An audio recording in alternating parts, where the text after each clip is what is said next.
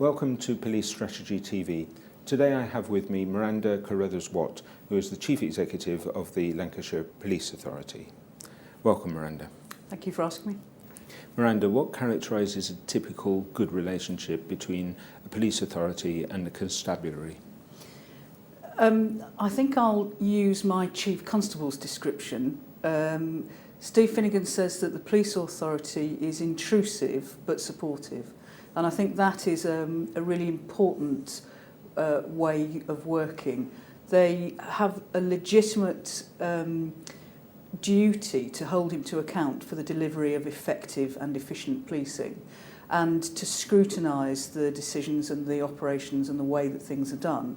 But also they have a commitment to making sure that the people of Lancashire have the best possible policing that they can have and are extremely supportive in terms of making sure that we continue to have one of the best police services in the country.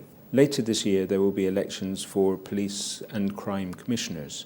How is that going to affect the dynamic between yourselves and the Constabulary?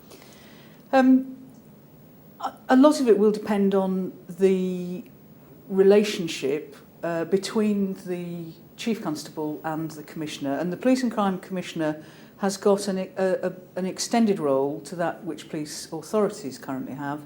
They're responsible for a number of developments around working in partnership and in terms of grant giving and commissioning services across a broader spectrum than just policing. The Commissioner is going to need to have a strong relationship of trust with their Chief Constable, and I think one of the things that will be quite different is the fact that it's not a committee relationship. It's not 17 members of a police authority. So I think we've moved away from some of what was being called in the early days man-on-man marking into a different approach, which is actually looking at how working together they can look at making some transformational change and some leaps really into areas that haven't been covered before that benefit people in the area. In particular, there are some great opportunities in terms of working with victims, and it's always good to start to think about services from the customer's perspective. And public sector don't like talking about customers, they get very worried about it, and the police are much the same. But we all use services, and where we've got no choice in the service that we use, it's even more important to treat people as if they did have a choice. So I think commissioners will look very hard at how services exist at the moment across the criminal justice world and look at what they deliver for the victims and witnesses that are involved with them and use those services. One of the things about this new legislation is that there isn't a shadow period that we're used to when you do a big administrative change.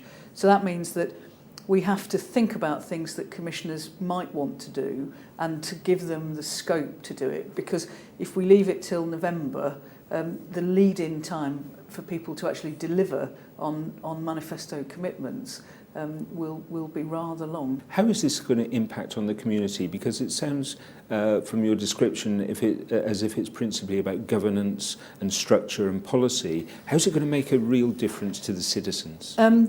I don't think it is about governance and structure and policy. I think working with people is probably the most exciting part of this. Police and crime commissioners will be directly elected. There is something like 1.4 million people in Lancashire who actually will give the commissioner their mandate. Now, a huge amount of their time is going to be spent in those communities talking about the things that matter and are important to them. There are a lot of communities and there are an awful lot of different things that the Commissioner is going to need to talk to people about. People aren't terribly interested in engagement strategies. They want somebody to listen to them and they want to know that actually by talking and telling people what those priorities are, somebody's going to do something about it. And I do think that, again, we've got some good foundations for the Commissioner to work with, both with partners and with the police's own police and communities together meetings, where we have got opportunities to be doing that listening and to make sure that then sets out what needs to go in the plan. The other thing the Commissioner is going to need to do is talk to people about things they don't know about. There's been a significant emphasis on the fact that Commissioners will focus on local issues. Most of the calls the police get aren't about crime, they're about antisocial behaviour. So it's absolutely right that Commissioners will work with communities around some of those things to do with antisocial behaviour and with partners.